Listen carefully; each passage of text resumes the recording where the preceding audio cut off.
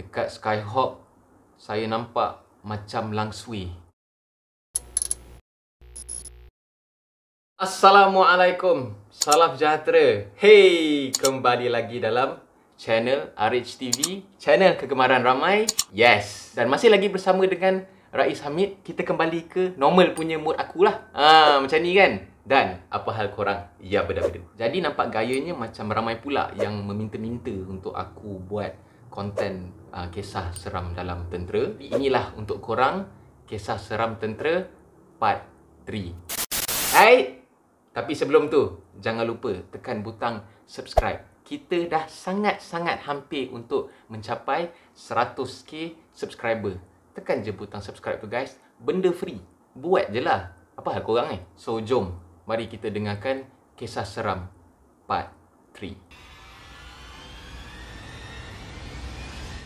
Ketiga-tiga kisah seram ni adalah perkongsian daripada salah seorang daripada squad aku yang kini sedang bertugas di Labuan. Cerita yang pertama ni semasa beliau sedang bertugas sebagai pegawai bertugas. Kalau korang nak tahu, dalam setiap camp, dalam setiap pangkalan, memang ada pegawai yang akan ditugaskan sebagai pegawai bertugas, yang mana dia kena mengambil tahu segala-gala yang berlaku di dalam pangkalan tu untuk satu hari itulah, hari yang dia bertugas tu lah. Sebab keesokan harinya dia kena buat presentation ataupun dia kena lapor dekat komander pangkalan tu. Jadi pada satu malam tu, cerita dia, pegawai bertugas ni baru settle buat rondaan perimeter, rondaan dekat kawasan sekeliling pangkalan tu. So dah balik apa semua, dah standby nak mandi apa semualah. Tiba-tiba dia dapat satu panggilan daripada anggota Provos. Anggota Provos ni kalau dalam darat dia anggota MP lah, military police. Tapi kalau dalam TDM dia panggil Provos. Dia pun jawab panggilan tu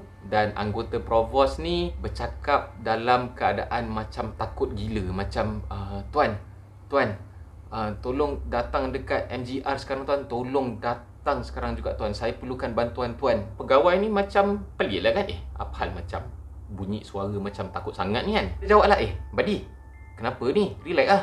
Aku baru je habis ronda perimeter ni. Kenapa ni? Dia cakap, tuan, saya tak boleh nak bagi tahu benda ni dalam phone tuan. Tolong datang sekarang tuan. Kita orang memang perlukan tuan punya bantuan. Pegawai tu pula baru je settle duty dia pada hari tu. So macam, alamak, aku nak kena pergi balik lah pula kan. Tapi atas dasar rasa tanggungjawab dah, sebab memang dia punya duty, dia pun start kereta, pergilah dekat main guard room tu, dekat pintu gerbang tu kan. Sampai-sampai je dekat pintu gerbang tu, dia jumpalah anggota yang call dia tu. Dia tanya, buddy, kenapa call tadi macam takut-takut je? Apa yang dah jadi kan? Lepas tu dia cakap, tuan, dekat Skyhawk saya nampak macam langsui, macam Pontianak.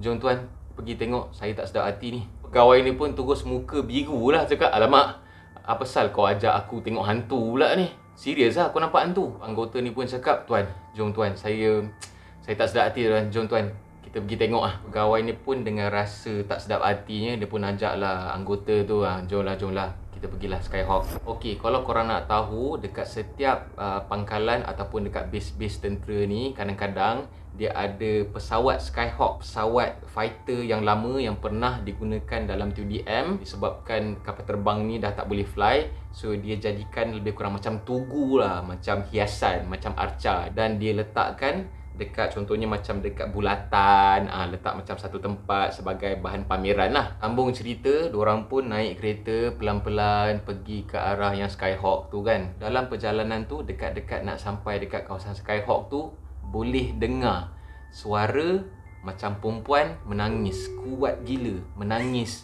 merintih. Pegawai ni dengan anggota Provos ni pandang satu sama lain macam, alamak, dengar kan?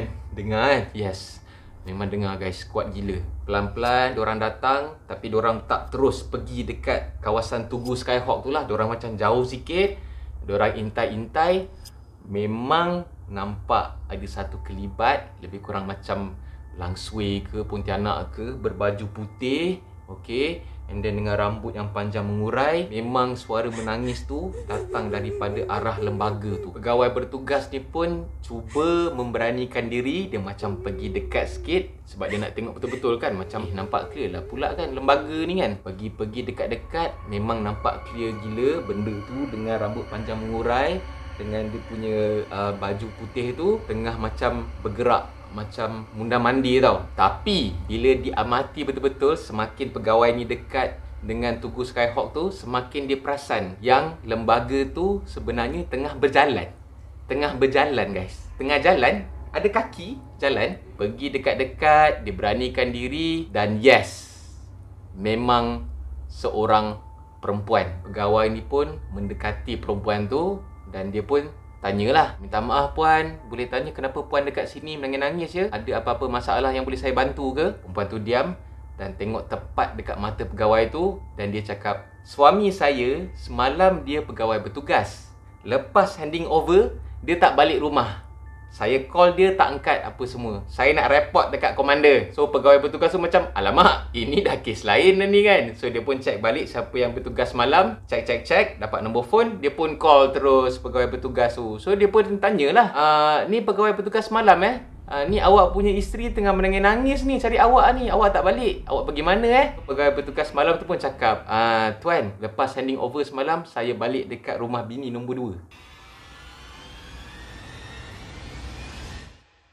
Kisah nombor 2 ni pula adalah masih ketika squad aku ni menjadi pegawai bertugas. Pegawai bertugas ni salah satu dia punya tanggungjawab ataupun rutin dia, sekiranya berlaku apa-apa kematian, sama ada melibatkan anggota ataupun keluarga anggota, dia ada dia punya checklist lah, ataupun benda-benda yang dia kena buat lah. Contohnya seperti pengecaman jenazah, kena uruskan tempat nak ke bumi, kena uruskan bagi tahu family, kena update dekat komander dan sebagainya lah. Jadi pada satu hari ni, lebih kurang dalam pukul 10 malam macam tu, tengah-tengah dia pergi buat rondaan perimeter, tiba-tiba dapat satu panggilan daripada hospital lah. Dia call, Assalamualaikum tuan, minta maaf, okey, dekat hospital ni ada satu kematian. Jenazah ni merupakan salah seorang daripada keluarga anggota. So minta tuan datang untuk sign apa semualah. Dan pegawai bertugas ni pula decide untuk pergi dekat hospital.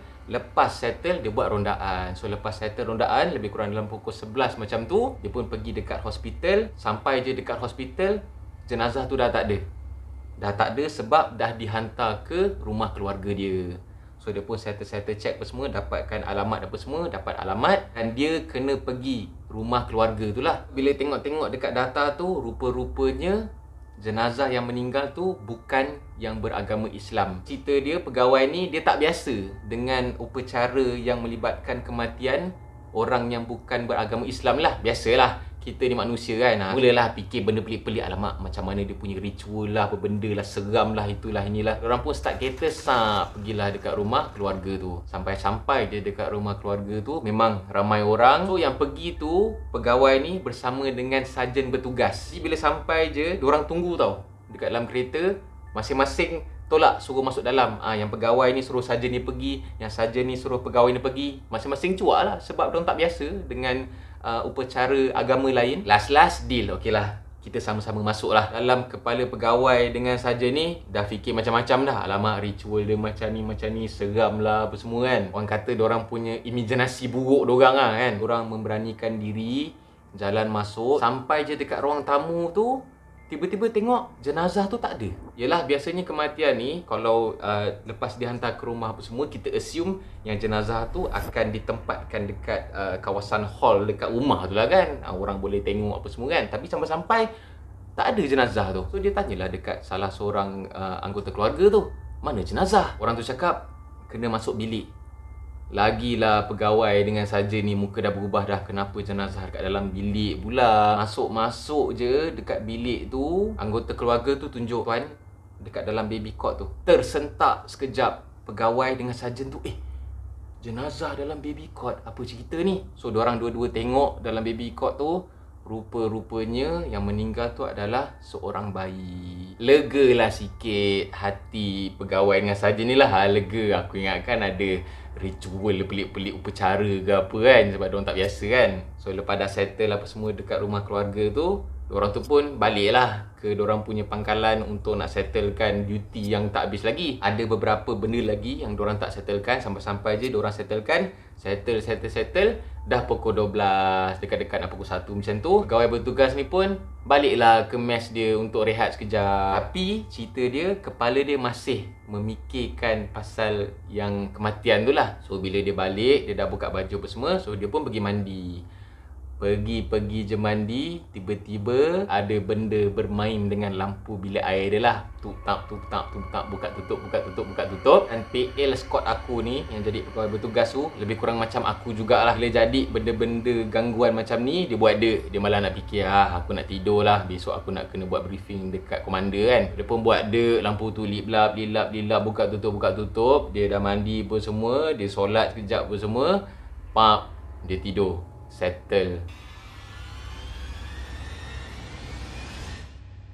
Cerita yang ketiga ni pula masih lagi pengalaman daripada Scott aku ni. Masa tu dia kena buat compass marching. Compass marching masa tu dia tengah berkursus.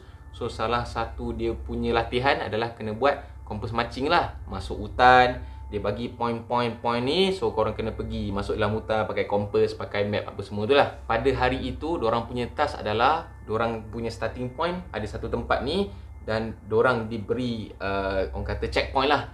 Kena pergi dekat sini dalam masa-masa sekian, kena ikut route ni lah, kena mengelak ni lah, apa benda lah. Dorang dengan ada beberapa anggota dengan pack apa semua siap, okey, pergilah berjalan dalam hutan. Dorang jalan, tiba-tiba dapat panggilan radio daripada penyelia latihan yang mengatakan terdengar bunyi ngauman harimau dekat dalam hutan berhampiran dengan dorang punya route tu lah. Jadi, dorang dapat arahan untuk jauhkan sikit daripada kawasan hutan, tapi jangan pergi ke jalan besar. Dorang kena 5 meter sahaja jarak daripada jalan besar. Dorang tak boleh masuk ke jalan besar, kena jarak 5 meter daripada jalan besar tu, tapi masih dekat dalam hutan. Masing-masing dah cuak lah cerita dia, apa ada harimau pula kan.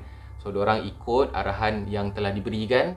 Jalan, masing-masing dah penat. Masa tu dekat diorang punya route tu berakhir dekat kawasan estate, dekat kawasan estate kelapa sawit. Dan tempat tu memang gelap, memang tak ada lampu jalan ke, tak ada lampu kecil ke, lampu pelita ke apa ke, memang tak ada. Diorang perasan sebenarnya dekat dalam map tu memang ada satu, orang kata prominent feature lah. Memang ada satu kawasan dekat dalam estate tu adalah kawasan rumah ibadat. Dan dorang punya route tu, dorang kena elak daripada rumah ibadat tu lah kan. Kita respect agama lain lah. So bila dah elak, dorang jalan terus sampai je dekat checkpoint tu. So dorang pun lapor lah, okey tuan, kita dah selamat sampai bla bla bla bla. So dorang dapat arahan kena bermalam dekat checkpoint tu. So dorang pun set up kemah apa semua, pergi cari tempat nak melepaskan hajat-hajat yang patut. Dalam keadaan gelap, hanya ada lampu suluh apa semua. Tapi dorang ni kan, dorang tak check tau apa benda yang ada dekat kawasan sekeliling tu kan, melainkan daripada kelapa sawit tu kan. Dorang tak check. So, dorang buat ada lah, pergi buat macam biasa, buang air lah, apa benda lah. And then dorang set up, dorang punya kemah, tempat tidur, set up nak makan apa semua. Dan dorang pun tidur lah, tidur dengan nyenyaknya. Tidur punya tidur. Sampailah keesokan paginya, lebih kurang dalam pukul 6 lah, pukul 6.30 macam tu lah. Diorang kena tunggu first light orang panggil, baru diorang boleh meneruskan diorang punya perjalanan lah. And then ada seorang anggota yang follow sekali tu, dia mengadu dekat pegawai ni. Dia cakap, tuan, semalam saya mimpi buruk gila. Saya mimpi memang nightmare teruk punya lah. Sampai saya bangun, sampai saya peluh-peluh apa semua, jantung saya laju. Pegawai ni pun cakap, ini mimpi je ni, relax lah. Kita biasalah dekat dalam hutan ni apa semua kan. Kita dapat berita harimau lah, benda lah. Kau ni banyak fikir sangat ni. Dia pun cakap, okey lah tuan, okey lah, fine, okey lah tuan. Tak apalah, kita berkemas-kemas lah untuk nak teruskan perjalanan kan. Jadi salah satu rutin ataupun salah satu orang kata disiplin dia lah, bila kita nak keluar daripada tempat yang kita dah guna untuk bermalam tu, kita kena kemas, kita kena check kawasan sekeliling. Kita jangan tinggalkan sampah lah, puntung rokok lah, supaya orang kata tak meninggalkan kesan. Sebagai salah satu strategi jugalah untuk nak mengelakkan misal kata kalau ada musuh ke datang tempat tu, so diorang tak dapat nak detect lah yang ada askar pernah duduk dekat situ. So bila anggota ni dah settle apa semua, check apa semua, dia pun lapor lah dekat yang pegawai ni tadi, tuan dah settle kemas, tapi tuan kena ikut saya kejap. Pegawai tu pun sudah kena berbula kan, lepas satu-satu kan. So dia pun bawa pegawai ni pergi tempat yang dia nak tunjuk ni. Rupa-rupanya patutlah yang salah seorang daripada pegawai ni mimpi yang bukan-bukan. Tempat yang dorang duduk tu sangat-sangat dekat dengan kawasan perkuburan untuk agama tu lah. Aku tak nak mention agama yang mana lah. Dan mungkin ini juga salah satu daripada dorang punya adat kepercayaan ke apa ke, aku pun tak tahu. Kubur tu, kawasan perkuburan tu tak ada tanda, tak ada batu nisan ke. Nampak memang semua macam busut dan banyak pula tu. Serius banyak dan sangat dekat lah. Cerita dia malam tu masa dorang sampai tu, memang dorang tak boleh nak detect lah sebab tak ada nisan ke, tak ada papan tanda ini kawasan perkuburan ke. Memang diorang tak boleh nak ngelak lah cerita dia. Pegawai ni pun macam patutlah dia mimpi teruk rupanya. Rupanya diorang stay dekat dengan kawasan perkuburan. Itu dia cerita part 3 kisah seram yang dialami oleh tentera sewaktu diorang menjalani latihan dan sebagainya lah, macam yang korang minta. So aku cerita dekat korang. Jangan lupa untuk share video ni. Kalau korang suka, aku tahu korang suka, kena suka sebab best. Okay, aku yang dengar cerita dia pun macam wow, seramnya. So korang kena share video ni dekat siapa-siapa je, tolong share. Dan sekiranya korang ada apa-apa nak share, ada apa-apa idea ke apa benda ke lah, anything, please komen dekat ruangan komen dekat bawah. Dan jangan lupa untuk macam biasa guys, tolong like video ni, tolong like. Okay, like.